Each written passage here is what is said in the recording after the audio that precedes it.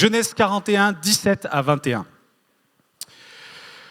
Pharaon dit alors à Joseph, « Dans mon songe, voici je me tenais sur le bord du fleuve, et voici 7 vaches grasses, de chair et belles d'apparence, montèrent hors du fleuve et se mirent à paître dans la prairie.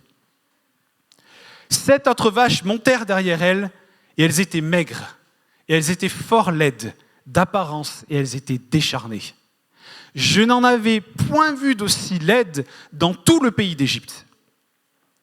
Et les vaches décharnées et laides mangèrent les 7 premières vaches qui étaient grasses. Elles les engloutirent dans leur ventre sans qu'on s'aperçût qu'elles y fussent entrées. Et leur apparence était laide comme auparavant, et je m'éveillai. » Voilà. Aujourd'hui, j'aimerais vous parler autour de ce rêve que le Pharaon a fait et que Joseph devait interpréter, celui des vaches maigres et laides et des vaches grasses. Je vous rappelle que Joseph était en prison. Il a été en prison pendant de nombreuses années et un jour, le Pharaon fait un rêve. Il appelle tous les sages, tous les devins, tous les magiciens et aucun n'est capable de donner l'interprétation de son rêve. Puis ils appellent Joseph et Joseph va lui expliquer que ces 7 vaches laides représentent une période de temps et que ces 7 vaches grasses représentent elles aussi une période de temps. Les 7 vaches grasses représentaient 7 années d'abondance et de prospérité, tandis que les 7 vaches maigres et laides représentaient 7 années de famine et de mauvais jours. Et la prédication d'aujourd'hui, ce n'est pas un message prophétique sur ce qui va arriver demain, ce n'est pas sur cette voie-là que je veux aller, mais c'est un message sur la réalité de nos vies que ce passage met en lumière.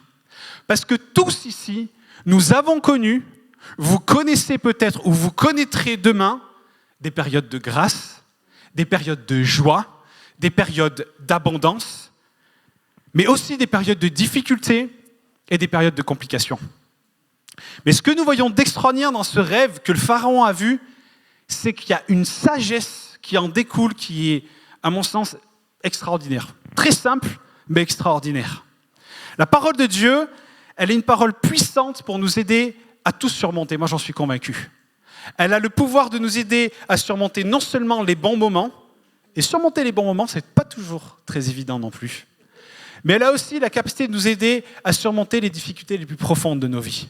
Et le principe biblique qu'on va voir de ce passage, il a le pouvoir, écoutez-moi bien, de transformer votre vie, de transformer votre mariage, de transformer la vie de vos enfants, de transformer votre vision du travail. Et je vais même aller plus loin, ce qu'on va voir aujourd'hui a le pouvoir de changer peut-être la vision que vous avez de l'Église ou des blessures que vous avez eues dans l'Église. Et ce principe se trouve dans l'interprétation de ce rêve par Joseph, ce rêve qui allait devenir la survie de l'Égypte ainsi que de sa propre famille. Et ce principe est le suivant. Écoutez bien. Ce que Dieu a montré à Joseph, c'est que la manière dont le Pharaon allait surmonter les années de famine et de difficulté allait dépendre de la manière dont il allait gérer les années d'abondance et de prospérité. C'est extrêmement simple. Je répète, la manière dont Pharaon allait pouvoir surmonter les années de famine allait dépendre de la manière dont il allait gérer les années d'abondance et de prospérité. Et comment allait-il faire cela ? Tout d'abord en sachant les reconnaître. La manière dont nous gérons nos bonnes années déterminera si nous survivrons aux mauvaises années. On doit apprendre à tirer parti des bénédictions de Dieu, du positif, de sa grâce, pour traverser les famines de nos vies. Est-ce que vous avez déjà pris le temps de reconnaître les années de grâce, les moments de grâce, les grâces que Dieu dépose dans votre vie ? Avez-vous déjà pris le temps de reconnaître les principes et les richesses que vous en tirez, qui vous seront potentiellement utiles quand demain il y aura des années de disette, de difficultés, de souffrance ? Des temps où finalement, quand l'épreuve arrive, on n'a pas forcément le temps de se préparer, mais c'est en amont, quand on est dans ces temps de grâce que Dieu nous équipe. Et c'est ce que Joseph disait à Pharaon dans son interprétation, c'est la gestion des bons moments, allait définir ou non s'il survivrait quand il y aurait la famine. Et la clé, elle se trouve dans nos pensées et dans le regard de ce que nous traversons et expérimentons. Et maintenant, suivez-moi bien.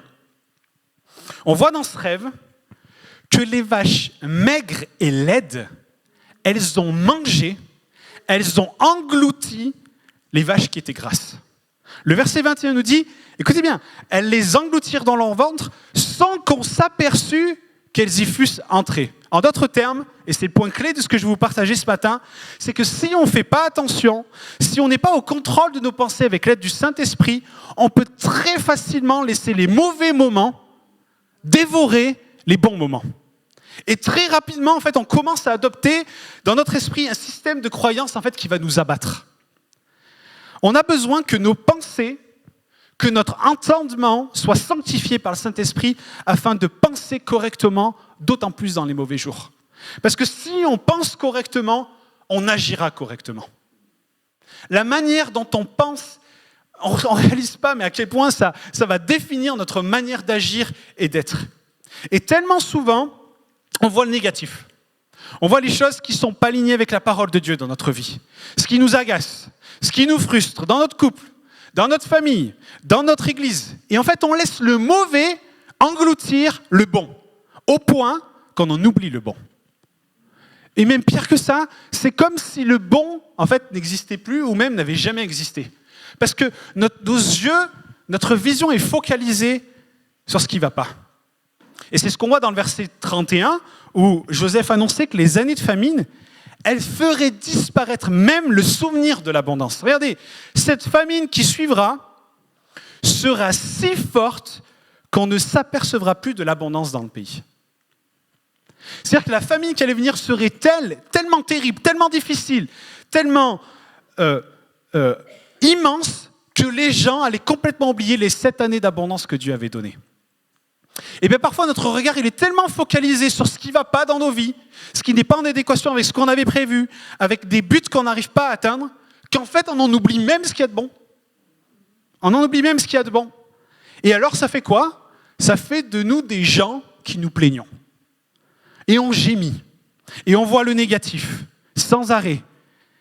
Et ça, le problème, c'est qu'en aucun cas, ça peut non seulement nous faire adopter une attitude de louange, mais surtout nous donner l'état d'esprit nécessaire pour traverser les temps de famine de nos vies. Je ne sais pas si vous avez déjà vu cela, et je trouve que c'est très interpellant. J'y vais pas souvent, mais quand on va à l'hôpital ou quand on va chez le médecin, c'est des choses qu'on voit. Il y a des gens, ils sont dans l'épreuve, et ils gémissent, et ils se plaignent, ils ont des problèmes de santé, mais on les entend se plaindre de tout le temps, des gens qui se plaignent tout le temps. Et à côté de ça, il y a des gens, moi je suis passé au bloc il n'y a pas très longtemps, des gens qui passent par des trucs de fous, et ils ont la joie, et ils ont le sourire. Mais ça vient de quoi ? Ça vient de l'état d'esprit des gens.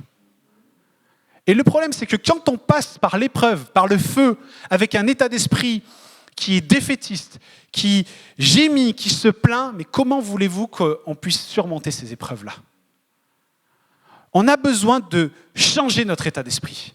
Et cet état d'esprit, il se façonne dans les bons moments, les bonnes périodes de nos vies que Dieu nous donne, mais aussi dans les bonnes choses qu'on ne voit pas à cause des quelques petites choses qui sont mauvaises. La Bible déclare dans Romains 8, 37 qu'on est plus que vainqueur par celui qui nous a aimés. C'est-à-dire qu'on est plus que vainqueur, pas seulement dans les mauvais moments, mais aussi, pas seulement dans les bons moments, mais aussi dans les mauvais moments. Qu'on ne laisse pas les mauvais moments nous dérober les bons moments présents de nos vies. Et ne serait-ce déjà pour commencer que la présence de Dieu. Combien, lorsqu'ils sont poussés, sont touchés par l'épreuve, laissent tomber le lieu secret. Laisse tomber le Seigneur, s'éloigne du Seigneur, arrête de passer du temps avec lui, parce qu'en fait, ils sont pas bien dans leur vie. Mais parce qu'ils ne sont pas façonnés, ils ne sont pas construits sur le fait que, en fait, en tout temps, la présence de Dieu demeure. Et si on a la présence de Dieu, on peut tout surmonter. On peut passer au travers du feu, on peut passer au travers de tout ce qui se présente à nous. On a besoin d'un esprit sanctifié, et pas seulement de l'impureté et de l'immoralité, mais d'un esprit aligné avec l'esprit de Christ. Afin que lorsque les mauvais moments, les déceptions et les mauvaises nouvelles surviennent dans notre vie, eh bien on ne se laisse pas dévorer notre joie. On ne se laisse pas dévorer notre salut. On ne se laisse pas dévorer notre liberté. Vous êtes toujours avec moi ? On va regarder un passage dans 2 Timothée, au chapitre 2 et au verset 20. Et vraiment, restez bien concentrés parce que tout ça est étroitement lié. Et c'est vraiment important ce qu'on est en train de voir aujourd'hui. Dans 2 Timothée 2,20, il nous est dit une réalité très importante. Dans une grande maison, il n'y a pas seulement des vases d'or et d'argent, mais il y en a aussi de bois et de terre. Les uns sont des vases d'honneur et les autres sont d'un usage vil. Je vous le paraphrase, ils servent à faire caca dedans. Et la grande maison dans ce passage se réfère, je crois, en premier lieu à l'Église, mais ça se réfère également à l'image des maisons de nos vies, à ce que nous sommes. Et je suis toujours effaré parce que tellement de personnes aujourd'hui se disent blessées, incomprises, frustrées par l'Église, et les gens quittent les églises à cause de ça. Mais ces gens n'ont tellement rien compris parce que le problème, ce n'est pas l'Église. Le problème, ce n'est pas la cible qui est l'Église, mais c'est ce que nous dit ce passage. Il y a toujours eu dans l'Église des vases d'or et d'argent et des vases de bois et d'argile. Des vases d'or et d'argent, c'est des personnes qui incarnent le caractère de Christ, qui marchent dans ses voies, qui sont remplis d'amour les uns pour les autres. Mais il y en a aussi de bois et de terre. Et laissez-moi vous dire qu'on peut être un vase d'or et d'argent et il ne faut vraiment pas grand-chose parfois pour re-switcher sur des vases de terre et d'argile. Et bien souvent, quand les gens disent qu'ils sont blessés de l'Église, ils sont blessés des vases de bois et d'argile de l'Église. Mais l'Église, elle y est pour rien. L'Église est un ensemble de personnes qui sont en train d'avancer avec le Seigneur. Et on ne devient pas des vases d'or et d'argent en un jour. Ces vases de bois et de terre, ils ne manifestent pas toujours le caractère de Christ. Ils ne répondent pas toujours à vos attentes. Ils ne seront pas toujours aussi parfaits qu'il faudrait. Mais on ne devient pas des vases d'or en un jour. Par contre, là où s'attache notre regard fait toute la différence. On peut soit laisser le mal que nous n'aimons pas engloutir tout le bien de la grande maison, de l'église dans laquelle on se trouve, avoir le regard focalisé sur ces vases d'un usage vil qui sont en transformation, ou on peut contempler les choses dans leur ensemble sans oublier la réalité des vases d'or et d'argent qui sont présents. Qu'on ne laisse pas les vaches maigres et laides de l'église engloutir les grasses. Ne laissons pas, décidément, ne laissons pas les vases d'un usage vil, des maisons de nos vies, engloutir les vases d'or. Vous savez, le diable, il aime mettre en avant le seul problème que nous avons. Il aime mettre en avant les choses d'argile, en fait, pour qu'on oublie l'or, l'argent et toutes les bonnes choses de nos vies. L'ennemi veut que vous ne voyiez que la saleté de votre maison, la saleté de votre mariage, la saleté de votre travail, de votre propre vie. En fait, pourquoi ? Pour supprimer toute reconnaissance et vous amener dans la culpabilité de ce que vous n'avez pas réussi à produire ou de ce que vous n'avez pas réussi à obtenir. Vous savez, quand on se focalise sur ce petit truc, vous savez, moi, je suis le premier à m'écouter ce matin. Et j'ai une capacité incroyable, je crois même que c'est un don de Dieu, à voir tout ce qui ne va pas. Et je vous assure que c'est très utile dans la vie. Vous savez, quand il y a des situations, en 2 secondes, tac, tac, tac, je décortique, je dis, c'est ça le problème. Mais le problème, mon problème, c'est que je vois ça partout. Chez les gens, chez ma femme, chez mes enfants, rarement moi-même d'ailleurs. Mais on voit souvent les choses qui ne vont pas. Notre regard s'attache souvent aux choses qui ne vont pas chez les autres. Et on fait ça vraiment souvent d'ailleurs avec les gens qui sont les plus proches de nous et ça peut devenir toxique. Ça devient toxique parce qu'en fait, on ne voit plus que les défauts. On ne voit plus que ce qui ne va pas. Et en fait, les vaches maigres chez notre conjoint, chez nos enfants, dans notre travail, dans l'église, en fait, viennent engloutir les bonnes et en fait, on ne les voit même plus. Et en fait, on devient des gens qui sont toxiques pour les gens autour de nous. Parce qu'il n'y a rien de pire que des gens qui se plaignent tout le temps. Il n'y a rien de pire que des gens qui passent leur temps à voir ce qui ne va pas et ce qui ne correspond pas à leurs attentes et à leurs besoins. C'est, je crois, vraiment une attitude que le diable laisse pleinement se développer en nous. Parce que lorsqu'on ne voit pas l'or et l'argent dans notre maison, dans la maison de nos vies, mais dans la maison de nos foyers, de nos familles, eh bien, en fait, nos journées deviennent misérables et notre état d'esprit devient misérable. Et ce n'est pas ce dont le monde a besoin et ce n'est certainement pas ce que notre famille, les gens autour de nous ont besoin. On a besoin d'avoir des pensées qui sont alignées avec Christ. Et quand les difficultés arrivent, et j'aimerais quand même ouvrir une parenthèse là-dessus, une difficulté, c'est difficile. Et quand les temps de famine sont là, quand on souffre, lorsqu'on éprouve de la tristesse, ce sont des choses bien réelles. Et je ne veux pas dire par là qu'il ne faut pas pleurer. sur les choses difficiles qui nous arrivent. On traverse tous des moments difficiles. Quand on traverse des moments difficiles, c'est difficile. Donc on est éprouvé et on pleure et on a une attitude qui est là en nous. Mais on peut pleurer et être attristé des difficultés qu'on rencontre. Et je le répète, il n'y a aucun problème à cela. Quand vous regardez dans la Bible, de long en large en travers, il y a des hommes et des femmes qui pleurent sur les difficultés qui leur arrivent devant le Seigneur et c'est OK. Par contre, il y a des pleurs que Dieu n'agrée pas. Et je dirais même, il y a des pleurs que Dieu déteste. C'est ceux qui nous font tomber dans l'apitoiement de nous-mêmes et dans l'incrédulité et l'oubli de ce que Dieu est en train de faire. Vous savez, il y a une histoire dans Nombre 11 où il nous est dit que le peuple d'Israël s'est mis à gémir et à être pas content. Et il nous est dit qu'ils se sont mis à pleurer. Mais à pleurer beaucoup. Ils pleuraient. Et ils disaient, oh là là, mais pourquoi est-ce qu'on est ici ? Lorsqu'on était esclaves en Égypte, on avait des melons, on avait des pastèques, on avait des oignons, on avait de la viande. Et ils commencent à pleurer et à pleurer.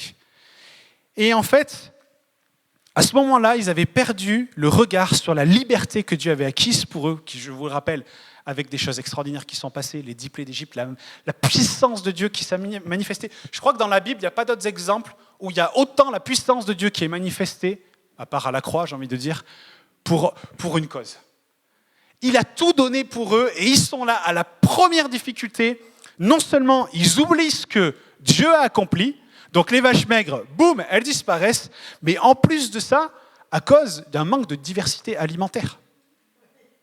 Et je vous rappelle la suite. Dieu va leur dire, ah ouais, vous voulez de la viande ? Vous allez en manger de la viande. Et vous n'allez pas manger seulement lundi, mardi, mercredi, jeudi, vendredi, mais vous allez faire tous les jours de la semaine, fois plusieurs semaines, et on va voir si vous voudrez toujours de la viande. Et il nous a dit qu'ils en ont mangé jusqu'à en vomir. Parce que Dieu n'était pas en accord avec ces pleurs-là. Ces pleurs d'apitoiement, ces pleurs d'incrédulité, où ils avaient oublié ce que Dieu avait accompli et accomplissait dans leur vie. Il peut y avoir des périodes difficiles, mais durant chacune d'elles, qu'on n'oublie jamais la grâce et la bonté de Dieu qui demeurent. Lorsque nos pensées sont renouvelées et sanctifiées par Dieu, alors notre vision des choses négatives changera totalement, et surtout dans des choses aussi quotidiennes que notre couple. Moi, je trouve le couple, c'est là où les choses c'est un incubateur, le couple. C'est vrai. Notre famille, l'éducation avec nos enfants. C'est des choses qui sont là, qui sont quotidiennes, qui sont là tout le temps. Et c'est là où ces choses se révèlent. Mais c'est dans des choses aussi quotidiennes que cela que nos pensées doivent être renouvelées. Et j'aimerais terminer sur une dernière notion, une dernière vérité en lien avec cela, qu'on voit dans 2 Timothée au chapitre 3 et au verset 1. La Bible nous dit que dans les derniers jours, il y aura des temps difficiles. Je ne sais pas quel est votre point de vue aux uns et aux autres, et le but, ce n'est pas de faire un débat eschatologique, mais moi, je crois personnellement qu'on est dans le début de ces derniers jours. Et qu'on vit des difficultés, mais je crois en même temps qu'on n'a même pas la notion et l'intelligence pour réaliser les difficultés qui nous attendent demain.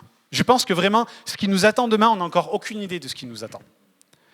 Donc on sait qu'aujourd'hui, c'est dur, mais que demain, ce sera encore plus dur. C'est la parole de Dieu qui le dit. Il y aura des temps difficiles. Mais en même temps, le prophète Joël nous dit que dans les derniers jours, les mêmes derniers jours où des temps périlleux viendront, dans les derniers jours, Dieu répandra son esprit sur toute chair. Cette parole, elle a déjà été accomplie à la Pentecôte, lorsque le Saint-Esprit est descendu sur les disciples. Mais je crois que c'est aussi une parole qui est en 2 temps où plus le mal va avancer et plus l'Esprit de Dieu va être libéré. Et ça va aussi avec ce passage où il nous dit que là où le péché abonde, la grâce surabonde. Et ça veut nous dire quoi ? Ça veut dire qu'il est possible de vivre des jours glorieux et les pires jours possibles en même temps. Ça veut dire que vos pires jours peuvent devenir vos meilleurs jours avec Jésus. Je vous vois très enthousiaste. Des jours où, en fait, on va apprendre à tirer le meilleur de notre vie.